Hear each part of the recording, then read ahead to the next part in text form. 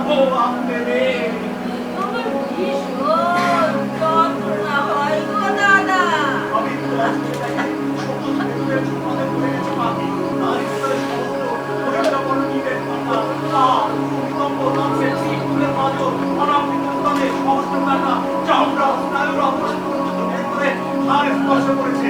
যা কেটেছে শরীরে বাকিরা তীক্ষ্ণ বিষণ্ণতা অপেক্ষমান সমস্ত শরীরে রক্তক্ষরণে হল হয়েছে। এখন মাংসপেশিতে পচন করেছে। কাটার পুরো দাবিদের মাংসপেশিতে ঢুকে যায়। ইঁদুর ছিঁড়ছে যতটুকু যত ভূমিতে সুখের তীক্ষ্ণতা নিয়ে কাটানো দাঁড়াতে পারে। তারই মধ্যে এসে পড়েছিল রক্তই নারী। আমি চিৎকার করে বলে কিভাবে বাঁচাবো আপনারে। আমি বাঁচতে চাই গো দাদা। কাছাচ্ছি কোনটা ধরে তারা একটা ধরা হাতে করে দিন রাস্তা নিচে পড়ে গেছে। আমার নাম রুমনি। এই সবজি গ্রামের ধারে বাড়ি। আমার বাপের বাস না তার। আমি কি সুন্দর নকশা করতে পারি শাড়ির বাইরে।